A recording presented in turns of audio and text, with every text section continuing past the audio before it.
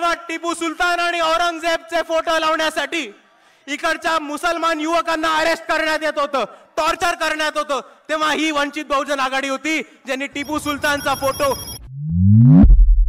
इथे उभं राहून बोलतो, त्यांच्या घरासमोर उभं राहून बोलतो की जेव्हा या मनसेनी मस्जिदीवरचे भोंगे काढायचा प्रयत्न केला होता तेव्हा मनसेच्या भोंग्यामधली हवा काढायचं काम हे वंचित बहुजन आघाडीने केलं होतं. दुसऱ्या बाजूला हेच ते बाळासाहेब आंबेडकर होते जे औरंगजेबच्या मजारीवरती गेले होते आणि या व्यवस्थेला, RSS ला आणि BJP ला चॅलेंज दिला होता की इकडचे मुस्लिम पोरं तर फक्त स्टेटस ठेवतात, आमच्या स्टेजवरती टिपू सुलतानचा फोटो आहे. 2 वर्ष 11 महिने आणि 7 दिवस हे ड्राफ्टिंग कमिटीला भारताचं संविधान लिहायला लागले आणि 2 वर्ष 11 महिने आणि 17 दिवसांनंतर जेव्हा बाबासाहेब आंबेडकरांनी कॉन्स्टिट्युएंट असेंब्ली समोर संविधानाचं त्यांचं ड्राफ्ट समोर ठेवलं तेव्हा त्यांनी एक महत्त्वाचं भाषण दिलं होतं आणि ती तारीख होती 25 नोव्हेंबर 1949. आणि म्हणून 25 नोव्हेंबर रोजी ज्या विचारांनी आणि ज्या विचारधारेने साहेबांनी संविधान लिहिलं होतं त्या विचारांना, त्या विजनला आणि त्या विचारधारेला वाचवून ठेवण्यासाठी आणि त्याचा सन्मान करण्यासाठी वंचित बहुजन आघाडी 25 नोव्हेंबर रोजी शिवाजी पार्क वरती संविधान सन्मान महासभा घेत आहे. आणि मी आपल्या सर्वांना एवढं सांगतो की ह्याच्या पुढच्या प्रत्येक वर्षी वंचित बहुजन आघाडी 25 नोव्हेंबर रोजी शिवाजी पार्कला इतक्याच मोठ्या गर्दीने, इतक्याच मोठ्या ताकदीने, इतक्याच मोठ्या संख्येने दरवर्षी संविधान महासभा घेत राहील आणि आपल्या सर्वांना यायला भाग आहे. आणि हेच बोलत असताना बाबासाहेबांनी त्या भाषणामध्ये त्यांचे विजन मांडली होती, विचार मांडले होते आणि तशीच एक काळजी आणि पोटतिडकी मांडली होती.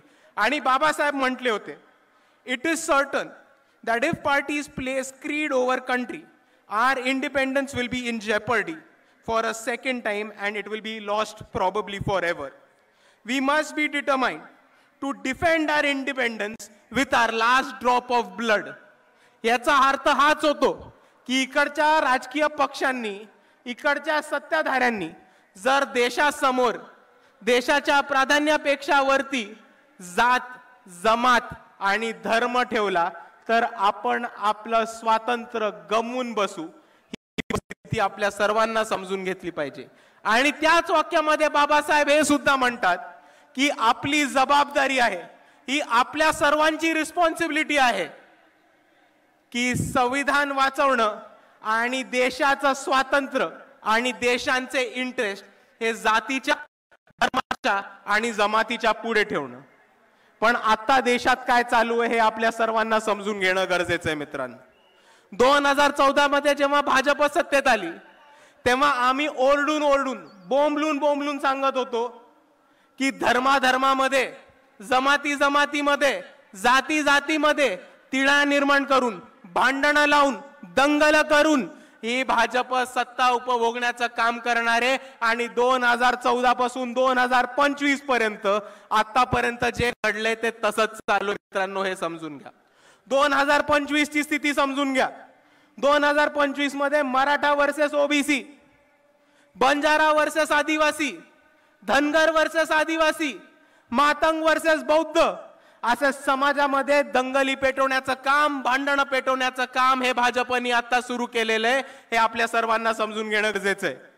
दुसऱ्या बाजूला परवाचीच घटना बघा. अरुणाचल प्रदेशची एक महिला होती. 18 तास तिला चायनामध्ये शांघाय एअरपोर्ट वरती चायनाच्या अथॉरिटीजनी, चायनाच्या सरकारनी तिला दाबून ठेवलं होतं. का? कारण ती अरुणाचल प्रदेशची होती आणि भारताचा पासपोर्ट वापरत होती. आणि चायनाने म्हटलं की आम्ही अरुणाचल प्रदेशला भारताचा भाग नाही मानत आणि अरुणाचल प्रदेशच्या लोकांना भारताचा पासपोर्ट दिलेला चायनाला चालत नाही. ही वस्तुस्थिती समजून घ्या. 1 महिन्यापूर्वी भारताचे माजी सरन्यायाधीश भूषण गवई यांचे पुतळे जाळण्यात आले आणि यांच्या पुतळ्यांना चपला मारण्यात आल्या. हे कुठे घडलं? तर न्यूयॉर्कच्या टाइम स्क्वेअर मध्ये घडलं. आणि आपण या दोन्ही घटनांचा अभ्यास करा मित्रांनो. जेव्हा त्या अरुणाचल महिलेला सांगतात की तुमचा भारताचा पासपोर्ट चालत नाही आणि चायना अरुणाचल प्रदेशला भारताचा भाग मानत नाही, आणि जेव्हा सरन्यायाधीश भूषण गवईंचे पुतळे जाळले जातात आणि त्यांच्या पुतळ्यांना चपला मारल्या जातात, तेव्हा तो फक्त एका महिलेचा किंवा भूषण गवईंचा अपमान नाहीये, तो एका आदिवासी महिलेचा आणि एका दलित माणसाचा अपमान नाहीये, तर तो भारताच्या न्याय व्यवस्थेचा अपमान आहे, तो भारताच्या संविधानाचा अपमान आहे, आणि तो भारताच्या संविधानाचा आणि सॉव्हर्निटीचा आणि स्वातंत्र्याचा अपमान आहे. आणि हा अपमान आपण सहन करणार नाही होत, हे समजून घ्या मित्रांनो. पण हेच बोलत असताना दुसऱ्या बाजूला एक गोष्ट समजून घ्या की इकडे नरेंद्र मोदी स्वतःला 56 इंची छाती असलेलं म्हणतात, अमित शहा स्वतःला खंबीर खमक असे गृहमंत्री म्हणतात, पण हे दोघं सत्तेत असताना आज चायना अरुणाचल प्रदेशला भारताचा भाग मानत नाही आणि भारताच्या सरन्यायाधीशच्या पुतळ्याला चपलामध्ये मारल्या जातात. आणि म्हणून मी अमित शहा आणि नरेंद्र मोदींना आवाहन करतो की जर तुमची छाती खरंच 56 इंची असेल, जर तुम्ही खरंच खंबीर हिम्मतवाले आणि डरपोक गृहमंत्री नसलात, तर तातडीने चायनावरती ऍक्शन घेऊन दाखवा, फॉरेन पॉलिसीनी चायनाला सबक शिकवून दाखवा. आणि दुसऱ्या बाजूला ज्या ज्या भारतीय नागरिकांनी, ज्या ज्या NRIंनी भूषण गवईंच्या पुतळ्याला चप्पल मारायचा प्रयत्न केला, त्यांचे व्हिसा आणि पासपोर्ट रद्द करून दाखवा. मग आम्ही मानू की तुमची छाती खरंच 56 इंची आहे, आणि मग आम्ही मानू की अमित शहा मध्ये खरंच दम आहे. नाहीतर तुम्ही समजून घ्या, 5-25 चायना ऍप करून काही नाही होत. चायनाला उत्तर द्यायचं असेल तर ताकदीने उत्तर द्यायला लागणार आहे, हे आपण समजून घ्या.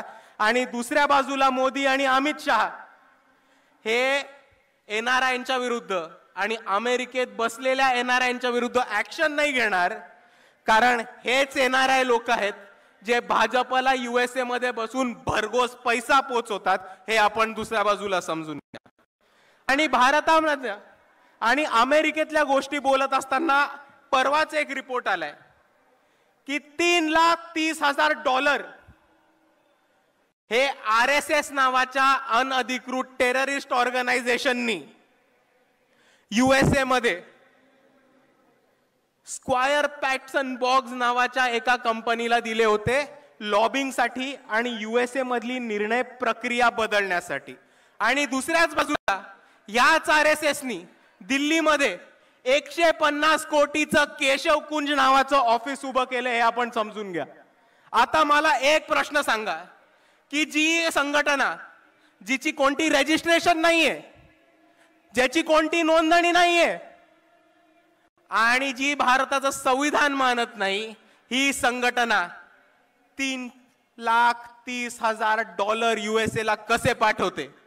ही संघटना 150 कोटीचं ऑफिस दिल्लीमध्ये कसं बांधते? आणि जर इकडच्या सरकारकडे त्याची उत्तरं नसतील, जर इकडच्या इन्कम टॅक्स डिपार्टमेंटकडे त्याची उत्तरं नसतील, तर ही एक धोक्याची घंटा ही आपण सर्वांनी समजून घेतली पाहिजे. आणि हीच धोक्याची घंटा वंचित बहुजन आघाडीने ओळखली होती. म्हणून भारताच्या इतिहासामध्ये RSSच्या कार्यालयावरती पहिला मोर्चा जर कोणी काढला असेल तर तो फक्त आणि फक्त वंचित बहुजन आघाडीने काढला होता. आणि हा मोर्चा काढताना आम्ही RSSला 3 गिफ्ट देणार होतो. पहिलं गिफ्ट होतं भारताचा ध्वज, आपला तिरंगा. आणि आमचं हे म्हणणं होतं, तुम्ही तिरंगा मानत नाही, आम्ही तुम्हाला तिरंगा गिफ्ट करतो आणि तुम्ही तुमच्या कार्यालयावरती तिरंगा लावणं सुरू करा. दुसरं आमचं गिफ्ट होतं भारताचं संविधान. आणि आमचं हे म्हणणं होतं की तुम्ही भारताचं संविधान म्हणत नाही, आम्ही आमच्या वतीने तुम्हाला एक संविधानाची प्रत देतो, तुम्ही ते संविधान वाचा, समजा आणि संविधानाच्या हिशोबाने चालत राहा. हा आमचा दुसरा त्यांना गिफ्ट होता. आणि नोंदणी नसलेल्या ह्या संघटनेला आमचं तिसरं गिफ्ट होतं पब्लिक रजिस्ट्रेशन ऍक्ट, हे सांगण्यासाठी की तुमची नोंदणी नाही झाली आहे, हे महाराष्ट्र राज्याचं पब्लिक रजिस्ट्रेशन ऍक्टची कॉपी आहे, ही वाचा, ही समजून घ्या आणि तुम्हाला ह्या पब्लिक रजिस्ट्रेशन ऍक्ट खाली स्वतःला रजिस्टर करून घ्या. पण RSSचा एकही माणूस आला नाही. आणि RSSच्या कोणत्याही माणसाने हे गिफ्ट स्वीकारलं नाही आणि त्याच्यावरनं आम्हाला हे साफ झालं की RSS नोंदणी करायला नाकार देतेय, RSS तिरंगा लावायला नाही देतेय आणि RSS संविधान वाचायला आणि संविधान मानायला नाकार देतेय। आणि जे संघटना या देशामध्ये संविधान मानत नाहीत, स्वतःला रजिस्ट्रेशन करत नाहीत आणि स्वतःला तिरंगा फडकवण्याची हिम्मत करत नाहीत, त्याला आम्ही दहशतवादी आणि टेररिस्ट ऑर्गनायझेशनच म्हणणार। आणि आपला जो मोर्चा झाला होता, आपल्या मोर्चा धास्ती RSSनी घेतलीये, आपल्या मोर्चाची धास्ती बरोबर RSSनी घेतलीये। नाव घेतलं नाही आपलं, बहुतेक घाबरत असतील, नाव घेतलं नाही आपलं, पण मोहन भागवतांनी बरोबर उत्तर दिलं आपल्याला। आणि ते काय म्हणाले की आमची नोंदणी ही आमची स्थापना ही ब्रिटिश काळामध्ये झाली होती, म्हणून भारत स्वातंत्र्य झाल्यानंतर आम्हाला परत नोंदणी करायची गरज नाही। आणि जर मोहन भागवतांना असं वाटत असेल तर त्यांना मला एकच गोष्ट सांगायची आहे की जर तुमची स्थापना ब्रिटिशांच्या काळी झाली होती आणि भारत स्वतंत्र देश झाल्यानंतर संविधान लागू झाल्यानंतर तुम्हाला स्वतःची नोंदणी करायची नव्हती, तर मग या देशात थांबलात कशाला? ब्रिटिशांबरोबरच निघून जायचं होतं ना, पण होती बसलात। आणि म्हणून मी RSS ला एकच गोष्ट सांगतो कि इस देश में रहना होगा तो संविधान मानना होगा। बोला माझ्या बरोबर, इस देश में रहना होगा, इस देश में रहना होगा, अगर इस देश में रहना होगा। आणि दुसऱ्या बाजूला मोहन भागवत म्हणतात की आम्ही एक व्यक्तींची संघटन होत, आम्ही एक व्यक्तींची संघटन असल्यामुळे आम्हाला रजिस्टर करायची गरज नाहीये, आम्हाला नोंदणी करायची गरज नाहीये। आणि म्हणून मला इकडच्या न्याय व्यवस्थेला एकच प्रश्न विचारायचा आहे की जर 5 लोक 5 व्यक्ती एकत्र येऊन एक संघटन बनवत असतील, उदाहरण घ्या तर मी आहे, माझ्या बरोबर चेतनदादा आहिरे आहेत, सागरदादा गवई आहेत, स्नेहलताई सोनी आहेत, तय्यबभाई जफर आहेत, शमीबाताई पाटील आहेत। आम्ही 5 लोक एकत्र आलो, आम्ही एक संघटन बनवलं आणि आम्ही स्वतःला व्यक्तींचं संघटन म्हटलं, तर तुम्ही आम्हाला AK-47 आणि ऑटोमॅटिक रायफल ठेवू देणार आहात का? तुम्ही आम्हाला ऑटोमॅटिक वेपन्स ठेवू देणार आहात का? तुम्ही आम्हाला जिल्ह्यामध्ये तालुक्यामध्ये संघटन बनवू देणार आहात का? तुम्ही आम्हाला जिल्ह्यामध्ये तालुक्यामध्ये चंदा इकट्ठा करू देणार आहात का? आणि या चंदा इकट्ठा केल्यावरती आम्हाला टॅक्स माफ करणार आहात का? हे इकडच्या न्याय व्यवस्थेने आम्हाला सांगितलं पाहिजे। आणि जर या 5 गोष्टींना तुमचं उत्तर नाही असेल तर माझी तुम्हाला विनंती आहे की हेच नियम, हाच कानून आणि हेच संविधानाचे कलम RSS ला सुद्धा लागू करा आणि RSS नोंदणी विरुद्ध करा। आणि हे नसेल करता येत तर RSS बॅन करा। आणि म्हणून मी म्हणतो RSS मुर्दाबाद, RSS मुर्दाबाद। आणि म्हणून मित्रांनो एक गोष्ट समजून घ्या की मोहन भागवत अजून एक गोष्ट म्हणते की आम्ही व्यक्तींची संघटन आहोत म्हणून आम्ही नोंदणी नाही करणार, आम्ही व्यक्तींची संघटन आहोत म्हणून आम्ही नोंदणी नाही करणार। तर त्यांना मला प्रेमाने एकच गोष्ट सांगायची आहे की भारताच्या संविधानामध्ये तुम्हाला व्यक्तींचीच संघटन रजिस्टर करायची असते, नोंदणी करायची असते। जर तुम्ही उंदरांची, मांजरांची, कुत्र्यांची, पक्ष्यांची, प्राण्यांची संघटना काढली तर ती तुम्हाला रजिस्टर करायची गरज नाहीये। आणि म्हणून तुम्ही स्वतःला माणसातले मानत असाल तर संविधानाप्रमाणे स्वतःला रजिस्टर करा, एवढं मी एक गोष्ट सांगू इच्छितो। आणि मित्रांनो म्हणून मी दरवेळेस म्हणत राहतो की या भारतामध्ये जर कोणी RSS ला थांबवू शकणार असेल, जर कोणी BJP ला हरवू शकणार असेल आणि जर कोणी मनुवादाला अंगावर घेऊन त्याला हरवू शकणार असेल तर ते फक्त आणि फक्त या देशातले आंबेडकरवादी आहेत, त्याच्यापेक्षा अजून कोणामध्ये दम नाही। आणि संविधानाचा सन्मान करायला, संविधानाचा गौरव करणारा आणि संविधानाची बाजू घेऊन लढणारा कोणता पक्ष असेल तर तो फक्त एकच पक्ष आहे, तो फक्त एकच नेता आहे, ते म्हणजे बाळासाहेब आंबेडकर आणि वंचित बहुजन आघाडी। आणि कोणताही मुद्दा असो, कोणताही आंदोलन असो, वंचित बहुजन आघाडी लढत राहतं। आमचा एक आमदार खासदार नाही, आमचा एक मंत्री नाही, संत्री नाही, तरी लोकांचे प्रश्न सोडवण्यासाठी, आंदोलन करण्यासाठी, मोर्चे काढण्यासाठी आणि या व्यवस्थेला घेराव घालून लोकांना न्याय मिळवून देण्यासाठी कोण लढत असेल तर ते फक्त वंचित बहुजन आघाडी लढतीये.